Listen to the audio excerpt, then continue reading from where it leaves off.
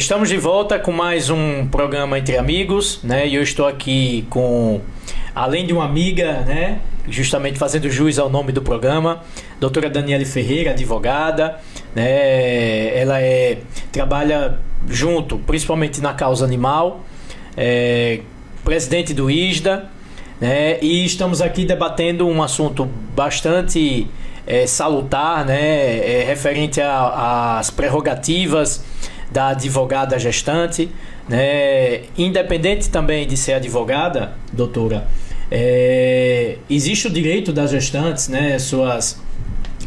A questão de espaço, os direitos referente a principalmente as gestantes que estão num período, né? De gestação já avançado. E tivemos um caso recentemente, né? No TRT4, de um direito de preferência de uma advogada, né, que estava em 8 meses, né, 8 meses de gestação, e ela precisou pedir um direito de preferência e foi negado, não é isso? Primeiramente, Tiago, eu quero agradecer esse espaço. Realmente estamos fazendo jus ao nome do programa, o programa Entre Amigos. E esse espaço, né, para quem está nos acompanhando, é para que a gente hoje possa falar sobre as prerrogativas da mulher, da advogada gestante, sem esquecer, né, que as gestantes como um todo, independente da profissão dessa mulher, ela possui garantias que são previstas na nossa legislação, mas em virtude de ser mulher, de ser advogada, e ver um fato como esse, né, repercutir nos meios de comunicação, nas redes sociais, achei muito oportuno que a gente pudesse realmente conversar sobre ele hoje. Para as colegas advogadas que estão nos acompanhando, é muito importante que a gente tenha a compreensão dessas garantias que são conferidas, né, a nós, e que a gente possa, sim, diante de casos como esse, não se calar. Eu acho que para quem acompanhou, né, deve ter observado que se tratou realmente de uma advogada lá de Porto Alegre que teve o direito de preferência em um julgamento no qual ela faria sustentação oral negado. Esse direito foi negado, né? Lamentavelmente, a postura do desembargador, né, do integrante daquela corte, foi a mais absurda possível. A gente viu que a colega, inclusive, precisou fazer prova, né, de que estava gestante, que estava em um estágio avançado de gestação. E por que falar desse caso? Que foi um caso que ganhou o país nos últimos dias, né? Justamente para que a gente tenha a oportunidade de falar da Lei Júlia Matos, né? Então, essa eu acho que talvez é uma das grandes conquistas que nós tivemos nos últimos anos dentro da nossa classe para proteger os direitos das gestantes, das lactantes, né? Então, as mulheres hoje vão ter a oportunidade de conhecer e saber exatamente como cobrar a efetividade desses direitos. Particularmente eu vi a sessão, foi uma sessão virtual, né, onde o desembargador ele não concedeu, tendo em vista que só seria permitido em sessões presenciais, né, e essa advogada ela precisou se levantar, não foi isso? Ela se levantou para mostrar a condição de gestante, né, e mesmo assim foi negado a ela.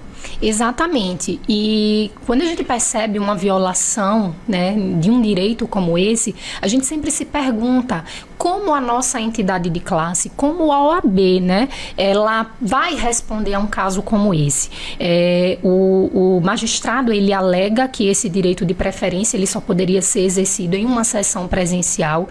E o que nos chama a atenção, Tiago, é que mesmo diante de manifestações de solidariedade de colegas advogados, do representante do Ministério Público, inclusive de outros membros da corte, ainda assim o direito da advogada foi veementemente violado. E é importante a gente trazer à tona exatamente o que é que motivou a Lei Júlia Matos. A Lei Júlia Matos é uma lei de 2016, né, para lembrar alguns aqui, o surgimento dessa lei veio de um episódio muito triste, né? A advogada Daniela Teixeira, que hoje é ministra do STJ, que foi indicada para a vaga na corte, ela teve o seu direito negado. Ela, enquanto gestante, né, em estágio avançado, estava no CNJ CNJ, né, para fazer uma sustentação oral. E, assim, a nossa colega, diante de um caso como esse, ela precisou aguardar toda uma manhã e o início da tarde para poder fazer a sua sustentação.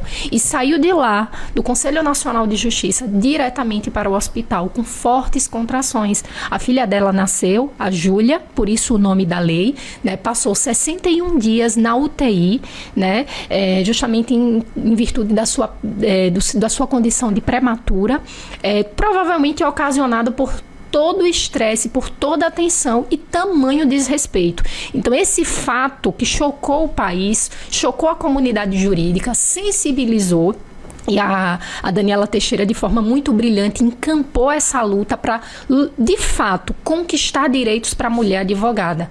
Lembrando que quando a gente fala de mulher advogada, a gente quer também ressaltar aqui que estamos falando de mulheres que têm uma alta escolaridade e que muitas vezes até as suas prerrogativas são violadas. Então, a correlação que a gente pode fazer é o seguinte: se uma cidadã que não exerça a função de advogada, né, ela olha para uma situação como essa e vê uma profissional do direito, uma operadora do direito tendo seus direitos violados, o que esperar, né, da justiça, né, em favor dela?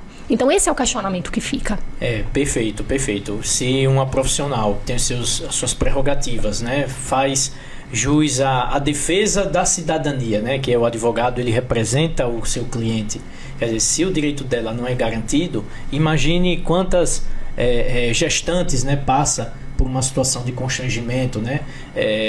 Principalmente nesse caso aqui foi 8 meses, né, de gestação. Quer dizer, imagine, né, algumas situações que gestantes passam. Mas essa lei, ela especificamente se foca na questão da advogada, ou é uma lei mais ampla? A gente, quando fala da advogada, a gente está falando da mãe, da mulher, né? Então, a gente foca por conta do episódio, né? Eu estou fazendo a contextualização do episódio que deu surgimento a essa lei. Mas é muito importante dizer que a Lei Júlia Matos, ela prevê alterações no Código de Processo Civil e no Estatuto da Advocacia, prevendo algumas garantias que, lamentavelmente, Tiago, a gente vê que existe a previsão legal, mas no mundo dos fatos, há um total desrespeito. Por exemplo, a lei, ela prevê que a advogada gestante que atua sozinha em processos, ela tem o direito de suspensão dos prazos processuais. A advogada, a lactante, ela não pode ser submetida àquela passagem no raio-x, nas unidades jurisdicionais, nas unidades prisionais, e aí a gente vê que um fato como esse não é respeitado.